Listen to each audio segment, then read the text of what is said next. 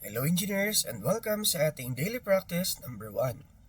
Bago natin sagutan tong problem na to, paalala lang po, kailangan po ay na-discuss na sa atin or napanood na natin yung ating pong lecture ng hydrostatic force at saka friction. So kung hindi pa, panoorin po muna natin sila. No? Now, assuming na napanood nyo na po sila, sagutan na natin. Sa ating daily practice number 1, meron daw po tayong 4 feet diameter na semi-cylindrical gate na may haba po na 3 feet long.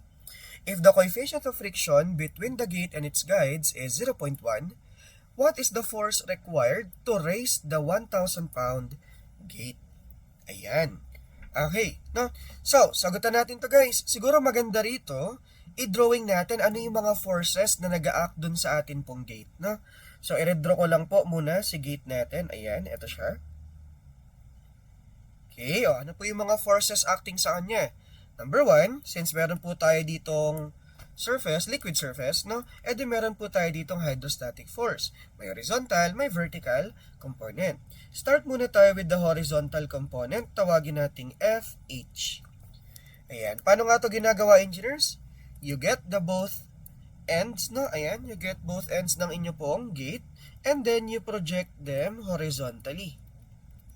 Ayan. Ito po yung ating projected area.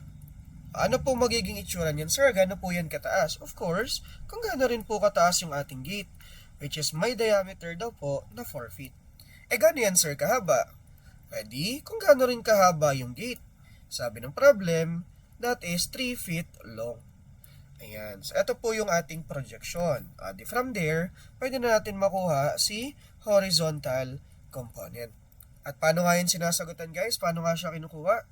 Remember, horizontal component is gamma h bar area of the projected section. No? Do we have gamma? Remember, water ang meron tayo, water surface. And then, meron tayong English unit. So, ano po ang gamma natin in English unit? That is 62.4 pounds per cubic feet. Now, h bar. Ano po ang h bar? That is the vertical distance from our free surface up to the centroid of our projected area. Ito po yun. From liquid surface up to the top ng atin pong gate, that is 5 feet.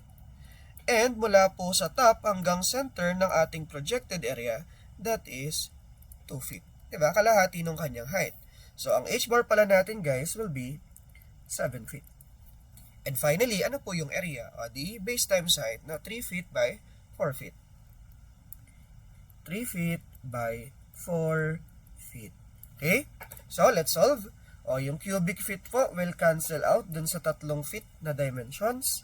And then, ano po ang lalabas na force? That is equal sa 5,241.6 pounds. No? Sige. Store na lang natin kay letter A. Next, kuha naman tayo, engineers, ng vertical force. Okay? Pero guys, signan nyo pong maigi, no? Ayan. Yung atin po kasing gate, meron po siyang water above it and then below it. Tama po ba? Okay. So, kung titignan ko po halimbawa, eto po, tong part na to, oops. Ayan, etong part na to ng ating gate. Sa ibabaw po niya, meron po siyang tubig eh. So therefore, may magtutulak po sa kanya pababa. No, yung weight ng fluid above it, tutulak po siya pababa. Okay? Ito po yun. Ano, yung mga nasa ibabaw po niya. Tawagin nating FV1. Okay? Pero guys, remember, meron ka pa ditong surface sa ilalim. Diba? Ayan o. Ayan. And may liquid siya sa ilalim, meron siyang water, itutulak naman po ito pa itaas. Okay? So if we project it vertically, ayan. As you can see, engineers, ano kaya mangyari dito? Yung atin pong pataas na force at pababa na force, tignan nyo guys, nag-intersect sila sa area na to. Tama ba guys, no? So, kung may ganyan kalaking force na yellow pababa, at may ganyan din kalaking force na violet pataas, they will cancel out. Tama ba guys? Pero, ano mga nangyayari dito? Kung titignan nyo po yung violet, meron pa kasing sobra. May matitira pa po na violet dito. Kasi yung na-cancel yung sa ibabaw lang, no? Ayan. So, big sabihin, may sobra pa dun sa pataas. Okay? Since dalawa po yung ating vertical component, pagsamahin natin sila. Okay? Ang may natira yung pataas. Okay po? Ayan. At ilan po yung natira na yon? O remember, vertical component, gamma L, area, projection. No? Ayan. Okay? Area of the fluid or virtual fluid above it. Ano po ang gamma ng ating water? Again, napag-usapan na natin kanina. That is 62.4 pounds per cubic feet. Okay? Length, gaano po kahaba yung gate? Remember, that's 3 feet. And then yung area po ng ating vertical, eto guys, oh, nandito na lang. Tama? Which is yung area lang din po ng ating semicircle. No? So, semicircle, kalahati ng circle. E di kalahati lang din yung area niya ng pi r squared. Diba? Kalahati ng circle. Ang radius po niya ay, kung meron kang diameter na 4 feet, o di kalahati niyan, ang radius mo, 2 feet. Ayan, no? Ay, okay. So, tignan natin ilan po ito. That is 62.4 times 3 times 0.5 pi times 2 squared. This is 1,176.21 pounds. Store natin kay letter B. Okay na guys, nakuha na po. Ayan, no? O, cancel yung mga feet, kaya pounds ang natira. Okay, so, again, since marami po ang ating pataas na vertical, okay, so, ang matitira po sa ating vertical component, of course, yung pataas. Na-cancel na po lahat ng pababa, no? Yung yellow. O, sino pa po yung mga forces dyan? O, tignan natin. Since yung atin pong hydrostatic force na horizontal ay pinupush yung ating gate, no, dinidiin siya dun sa kanyang guide, sa kanyang surface, o therefore, lalaban yan guys, magre-react po yan. Mag-a-apply siya ng normal force. Tama, no? Ayan, ano pa? Since, anong sabi ng problem natin guys? Ito po, oh, i-erase po natin yung ating gate. So, ibig sabihin, mag-a-apply tayo dito ng force na pataas. Ayan. Gaano po kalaki yung itataas? Yun yung tinatanong ng problem, no? Gaano daw po kalakas ito?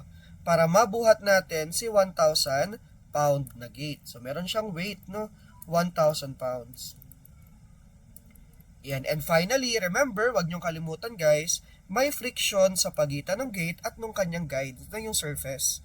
Okay? At ang coefficient of friction, 0.1. Di, lagay na din natin. Since itutulak nga natin siya pataas, guys, gagalaw po siya pataas, no? E di, lalabanan nyo ng friction. Itutulak siya ng friction pababa. Okay? Ayan. Di from there, pwede na po tayong makapag-solve. Let's take summation ng forces.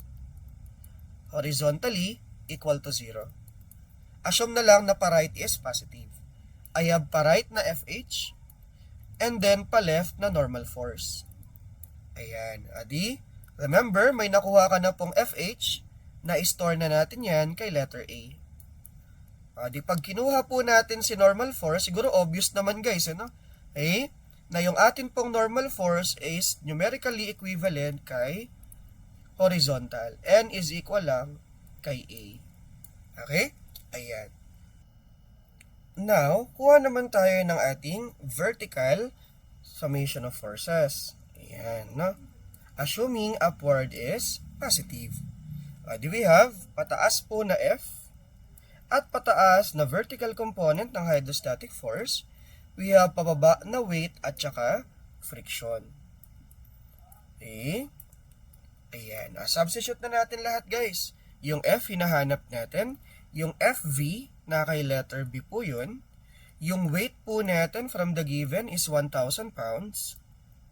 And then, yung ating frictional force ay mu n, wherein ang mu po sa given natin is 0.1, and then, ang normal force ay stored kay letter A. Ayan. Finally, kuha na po natin ang value ng F. Ayan. Do we have?